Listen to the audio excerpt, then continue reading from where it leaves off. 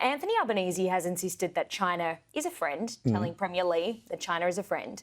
I just want to ask you, would a friend fire flares at an Australian aircraft? No, but he wants to keep things calm. He wants, the Prime Minister, it's pretty clear his foreign policy objective is to be as equidistant between the United States and China as he can. He wants to do just enough to keep in with the Americans and just enough to keep in with the Chinese. So we should get used to more. We're going to see more of these sorts of things, I think. I don't think there's a desire to muscle up to China at all from this government. There's been no evidence of that since day one. OK. Do you think Australia trusts China? No. Really? Why? Well, why would we? It's a communist country. Like we have a correct relationship with them, and we do what we have to do. But do we trust them? Of course not. You wouldn't trust China. You wouldn't trust the Communist Party of China. Okay, interesting comment. As the Prime Minister is over there at the moment. Indeed, but it's diplomacy. Who do you trust? It's politicians don't trust each other in a sense that the way you trust your family or your friends. Trust but verify. Okay. I want to get your thoughts on Barnaby Joyce, of course. This is making headlines. Essentially the Nationals Party in limbo at the moment. How do you see this playing out? Barnaby is doing, the dance of the seven veils about going off to join Pauline, which I expect he is going to do. And I also expect at some point Pauline will retire. She's coming to the end of her career, as people in Canberra, are well aware. At which point I expect he takes over, and I think that's going to be a great danger to the National Party. There's no question about that. I was talking to Michael McCormack earlier in the program, and he just said, the Nationals are trying to just get on with it, I think was his word for word. But it's really not a good look for the party at the moment, is it? No, of course not. But the opposition's a bin fire. It's a dumpster fire at the moment. The right flank of the National Party and the right flank of the Liberal Party is, it's on fire for the leadership at the moment. And how they navigate that, and if they can navigate that, will have a huge impact on whether or not they come back to government or when they come back to government. All of this is caused by the Nationals' stance on net zero, which it's yet to announce, I might add. What do you see, or when do you see them coming out to have an announcement on that?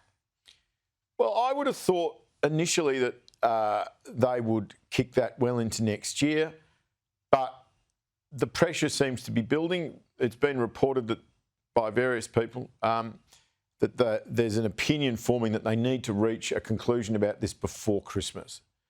Whether or not they can land on that, I don't know. There's clearly a lot of discussions going on. There's been reports that a lot of MPs might be staying on in Canberra on Friday. They're sitting around trying to nut something out. If they can't land on it, though, they're in real trouble. Some would say that Barnaby Joyce is stirring the pot at the moment, and a lot of focus will be on whether he turns up to that meeting next week as well. Oh, I don't think he will. Okay. You heard it here first. No. Just on Victoria at the moment, we heard from Jacinta Allen earlier. She was answering questions about this revelation today that at St Vincent's Hospital, which is a major Melbourne hospital, that they're prioritising or fast-tracking Indigenous patients. The hospital is being accused of discrimination. Do you agree with that? What's your thoughts on that? Well, it's undoubtedly discrimination. If one ethnic group is having their treatment prioritised over another, that's the very essence of special treatment, really, isn't it? Well, Jacinta Allen, very much on the defensive.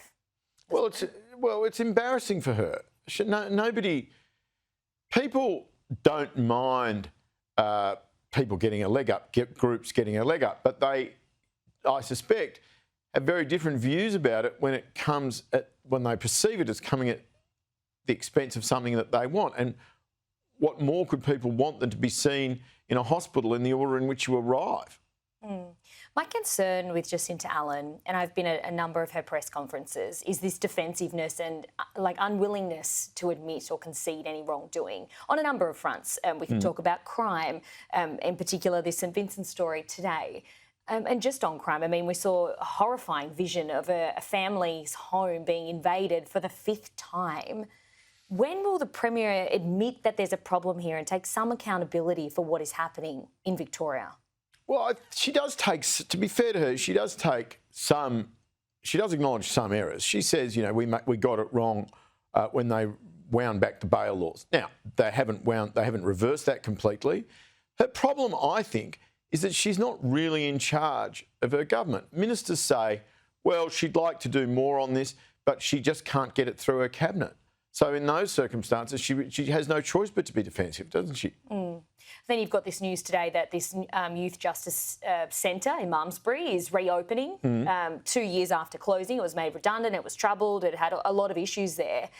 That, in part, of course, is due to these stricter bail laws by Jacinta Allen. But is that really the answer? Is that getting to the core of the crime problem in Victoria? Absolutely. If they were to remand 200 or 300 kids, this problem would go away.